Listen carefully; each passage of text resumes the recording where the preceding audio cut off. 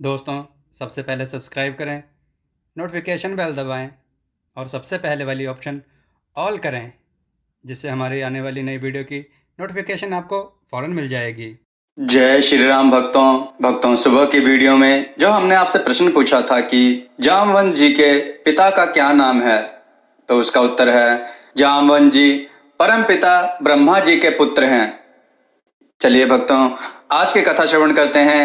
आज की कथा है पति का पत्नी पर संदेह और उससे विश्वासघात। आइए कथा श्रवण करें।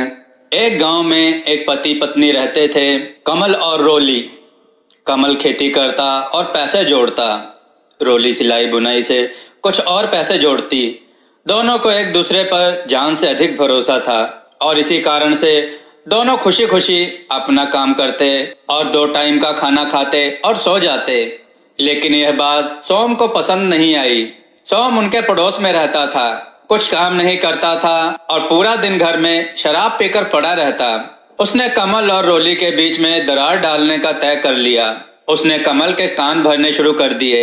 उसने कमल को कहा कि तू जब चला जाता है तब तेरे पीछे तेरे घर में कौन कौन आता है, तुझे क्या पता। कमल मानने को ही तैयार न था। उसने शर्त लगाई, अगर सोम की बात सही निकली तो मैं अपनी बीवी को तलाक दे दूंगा। रोली को 3रा महीना चल रहा था। सोम ने यह तक कह डाला कि वो बच्चा भी कमल का नहीं है।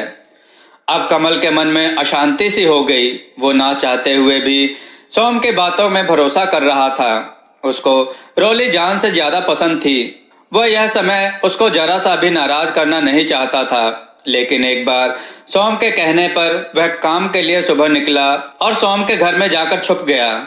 अब वो सोम के रचे षड्यंत्र का हिस्सा बन चुका था। तभी एक आदमी उसके घर में घुसा और कुछ क्षण में वापस बाहर आ गया। कुछ देर बाद दूसरा आदमी उसके घर में घुसा और कुछ क्षण में बाहर निकला। ऐसा पूरा दिन चलता रहा। कमल ने शाम होते ही घर में प्रवेश किया। उसने रोली से हालचाल पूछा, लेकिन रोली ने कुछ भी बात नहीं बताई। दोनों ने साथ में भोजन किया और सो गए। कमल के मन में अब शंका का कीड़ा रेंग रहा था। वह दूसरे दिन फिर से सोम के घर जाकर छुप गया। फिर से दूसरे दिन यही हुआ। कई आदमी उसके घर में आते रहे और कुछ क्षणों बाद वापस जाते रहे। कमल की शंका अब शंका नहीं रही। वह क्रोध की आग में जल रहा था। वो शाम को फिर से घर आया और उसने रोली का हालचाल पूछा। रोली ने फिर भी कुछ नहीं बताया। कमल ने सोने की 1000 कोशिश की, लेकिन उसकी नींद उड़ गई थी। वह खुद को ही कोस रहा था। रोली को काम करने की इजाजत देना ही गलत था। अब तो उसको रोली के बच्चे से भी नफरत होने लगी।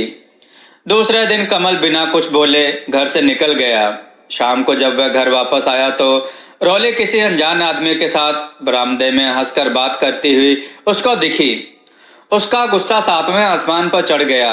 वो सीधा घर में घुसा और जो कुल्हाड़ी लेकर वो खेत को जाया करता था, उसी से उसने रोली और उसके बच्चे की हत्या कर डाली। सबको यह बताया उसने कि रात को रोली की तबीयत खराब हो गई थी। दूसरे दिन जब वो घर में अकेला बैठा था, तब फिर से वही लोग एक के बाद एक आकर रोली के बारे में पूछने लगे।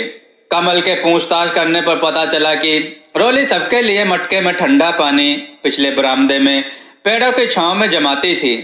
सामने मजदूरी कर रहे मजदूर काम से थककर उसके घर ठंडा पानी पीने आया करते थे। अब कमल को पछतावा होने लगा। उसने अपनी फूल सी प्यारी बीवी और उसके होने वाले बच्चों को खुद ही मार डाला। कमल पागल सा हो गया। वह एक बार रोली से मिलकर उसकी माफी चाहता था। वह पूरा दिन रोली के नाम से रोया करता। उसने काम करना छोड़ दिया।